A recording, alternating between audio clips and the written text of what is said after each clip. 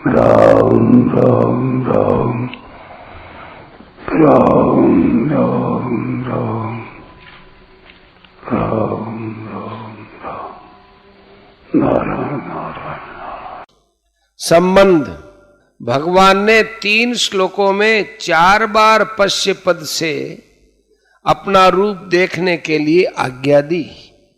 इसके अनुसार ये अर्जुन आंखें फाड़ फाड़ कर देखते हैं और देखना चाहते भी हैं, परंतु अर्जुन को कुछ भी नहीं दिखता।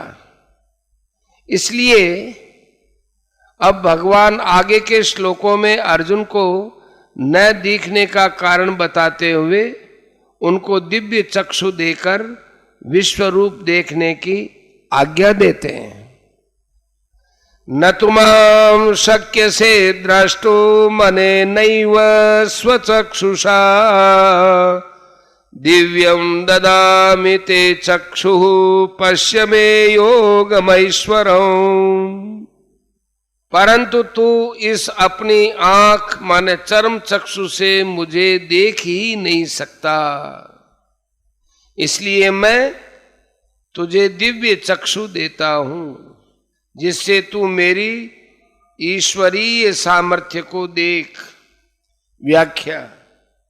न तुमाम शक्य से द्रष्टु मने नैव स्वचक्षुषा।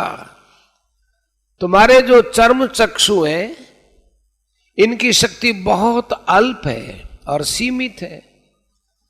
प्राकृत होने के कारण ये चर्म चक्षु केवल प्रकृति के तुच्छ कार्य को ही देख सकते हैं, अर्थात प्राकृत मनुष्य पशु पक्षी आदि के रूपों को, उनके भेदों को तथा धूप छाया आदि के रूपों को ही देख सकते हैं, परंतु वे मन बुद्धि इंद्रियों से अतीत मेरे रूप को नहीं देख सकते। दिव्यम ददामि ते चक्षुः पश्य मे योगमैश्वरम्। मैं तुझे अतीन्द्रिय अलौकिक रूप को देखने की सामर्थ्य वाले दिव्य चक्षु देता हूं, अर्थात तेरे इन चर्म चक्षुओं में ही दिव्य शक्ति प्रदान करता हूं जिससे तू अतीन्द्रिय अलौकिक पदार्थ भी देख सके और साथ साथ उनकी दिव्यता को भी देख सके। यद्यपि दिव्यता देखना नेत्र का विषय नहीं है, प्रत्युत बुद्धि का विषय है, तथापि भगवान कहते हैं कि मेरे दिए हुए दिव्य चक्षुओं से तू दिव्यता को अर्थात मेरे ईश्वर संबंधी अलौकिक प्रभाव को भी देख सकेगा। तात्पर्य यह है कि मेरा विराट रूप देखने के लिए दिव्य चक्षुओं की आवश्यकता है। पश्य क्रिया के 2 अर्थ होते हैं, बुद्धि से विवेक से देखना और नेत्रों से भी देखना। 9वें अध्याय के 5वें श्लोक में पश्य मे योगमैश्वरम् कहकर बुद्धि के द्वारा देखने जानने की बात कही थी, और यहां 11वें अध्याय के 8वें श्लोक में जो पश्य मे योगमैश्वरम् पद आया है वह नेत्रों के द्वारा देखने की बात कहते हैं। विशेष बात, जैसे किसी जगह श्रीमद् भगवद गीता ऐसा लिखा हुआ है, जिनको वर्णमाला का बिल्कुल ज्ञान नहीं है उनको तो केवल काली काली लकीरें दिखती हैं, और जिनको वर्णमाला का ज्ञान है उनको इसमें अक्षर दिखते हैं। परंतु जो पढ़ा लिखा है और जिसको गीता का गहरा मनन है उसको श्रीमद् भगवद गीता ऐसा लिखा हुआ दिखते ही गीता के अध्यायों की, श्लोकों की, भावों की सब बातें दिखने लग जाती है। ऐसे ही अर्जुन को जब भगवान ने दिव्य चक्षु दिए तब उनको अलौकिक विश्वरूप तथा उसकी दिव्यता भी दिखने लगी, जो साधारण मनुष्य का विषय है ही नहीं। यह सब सामर्थ्य भगवत प्रदत्त दिव्य चक्षु की ही थी। अब यहां एक शंका हो सकती है कि जब अर्जुन ने चौथे श्लोक में कहा कि अगर मैं आपके विश्व रूप को देख सकता हूं तो आप अपने विश्व रूप को दिखा दीजिए, तब उसके उत्तर में भगवान को यह 8वां श्लोक कहना चाहिए था कि तू अपने इन चर्म चक्षुओं से मेरे विश्व रूप को नहीं देख सकता, इसलिए मैं तुझे दिव्य चक्षु देता हूं। परंतु भगवान ने वहां ऐसा नहीं कहा, प्रत्युत दिव्य चक्षु देने से पहले ही पश्य पश्य कहकर बार बार देखने की आज्ञा दी। तो जब अर्जुन को दिखा नहीं तब उनको न दिखने का कारण बताया और फिर दिव्य चक्षु देकर उसका निराकरण किया। अतः इतनी झंझट भगवान ने की ही क्यों?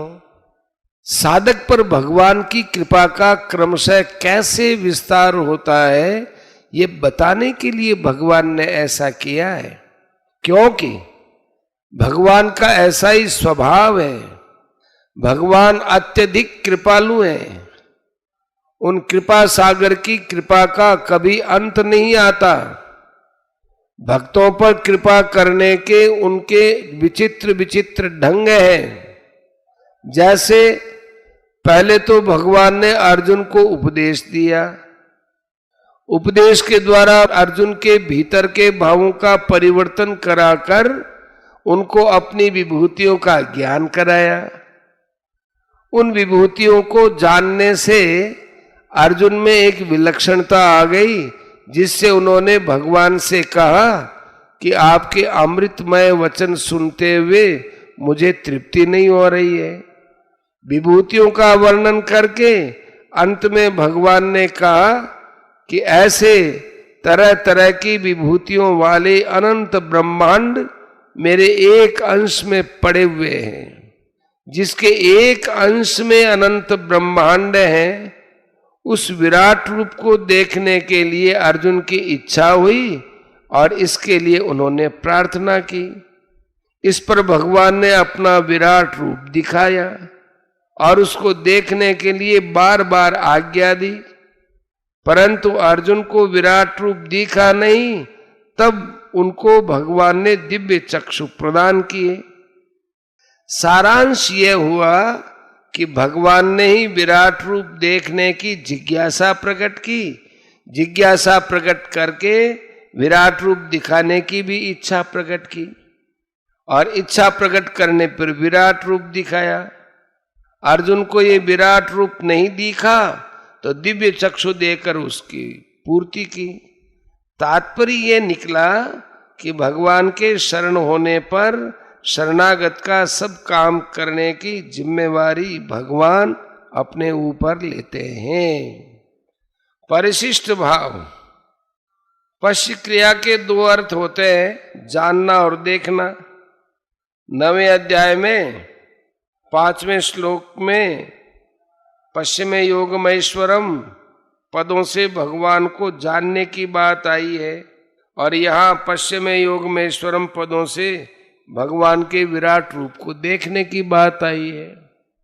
तात्पर्य यह है कि जो जानने में आता वो भी भगवान और जो देखने में आता है वो भी भगवान। भगवान के सिवा कुछ भी नहीं। इस 11वें अध्याय में भगवान के अलौकिक रूप को देखने की विलक्षणता है, विवेचन की विलक्षणता नहीं। इसलिए गीता के अंत में संजय ने एक तो संवाद की विलक्षणता कही और एक रूप की विलक्षणता कही। 18वें अध्याय का 76-77 श्लोक। भगवान का विराट रूप अलौकिक था, इसलिए उसको देखने के लिए भगवान ने अर्जुन को अलौकिक चक्षु दिए।